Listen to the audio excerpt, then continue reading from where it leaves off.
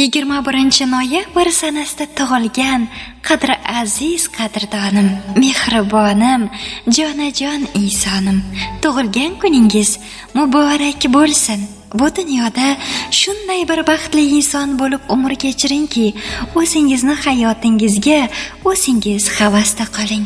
Alloh go'zal qalbingizdagi tilaklaringizni bekam ro'yob qilsin.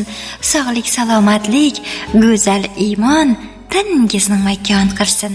Tark etmasin sizni shodlik va quvonch, hayotingiz doim nurlarga to'lsin. Hamroh bo'lsin sizga mehr va ishonch. Tug'ilgan kuningiz muborak bo'lsin.